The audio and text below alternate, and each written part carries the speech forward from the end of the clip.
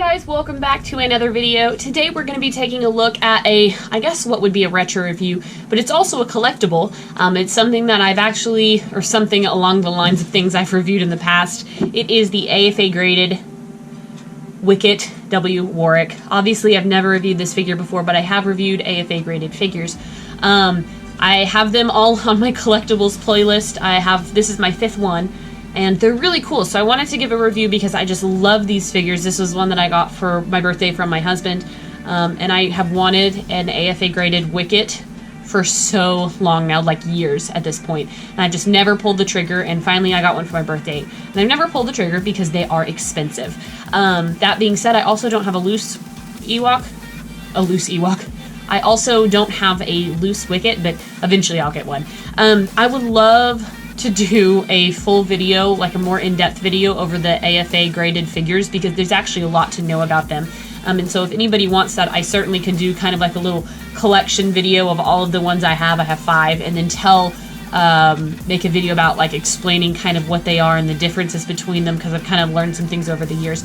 They're kind of controversial amongst collectors, so I could do a video, include that, talking about it. So if anybody wants that, let me know in the comments below. But this is today a review over Wicket W Warrick in an acrylic case, basically. So AFA graded, it's Action Figure Authority, done by toygrader.com. That's where you send it in, and basically they review your figures, inspect them, and they put an official grade on them. And they do that for multiple different purposes.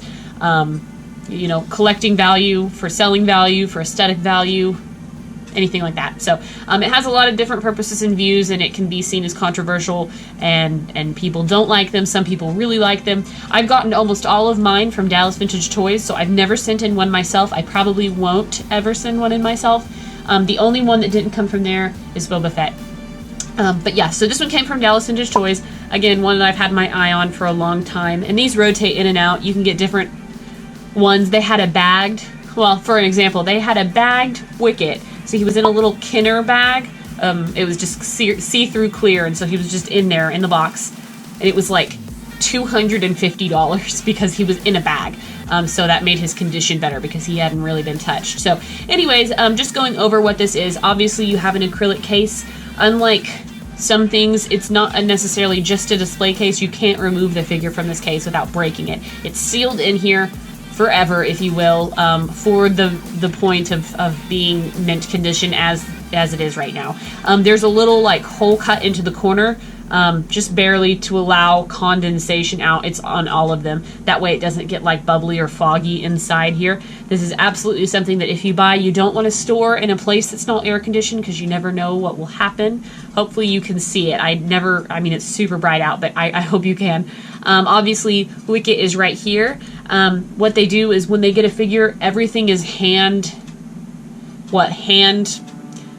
put into place. I don't know the words, but basically they look at it and see what kind of figure it is, and they build the case around the figure. So these little things that you see in the back, the pins that hold the neck, and then these little acrylic things that hold the body in, somebody will glue those into place and set the figure in there. So each case is a different size, and each case has different posts and stuff to hold the figure in. So it's really custom, because obviously every Star Wars figure is different.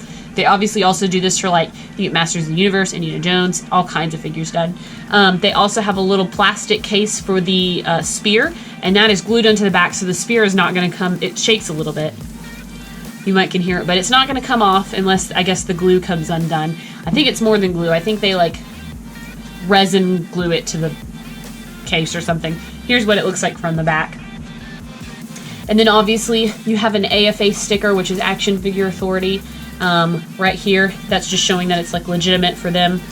You might be able to see it better from the bottom, but they put them on the bottom, and mine is silver because of the grading. They've got a bronze, silver, and gold rating.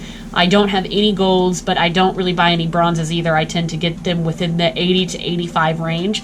That's actually all I have. This Wicket is, he's an 80 plus near mint, so he's just right on the cusp of becoming an 85, which is really good. That's on the higher scale. Well, it's mid-scale maybe. On the side, the sticker says AFA, and then it says 1984 Kenner Star Wars loose action figure. with the backslash, and the TW stands for Taiwan, and then it says Wicket W Warrick. So it gives all the information you need to know about the figure. If it was like a variant or came with a special accessory, or it was a special figure, it would all list that on the tag. So that's really cool. It kind of documents everything, obviously, because you can't take it out and look at the figure, but that's basically it. I would like to do a video just talking about the whole process and showing you all of my figures together. I think that would be cool, but that is basically Wicket. Anyways, but I'm very happy to have Wicket. He's such a cute little bitty Ewok, and I'm really happy to have this figure. It was kind of expensive. The AFA graded figures are relatively expensive. However, they do tend to maintain their value or go up in price.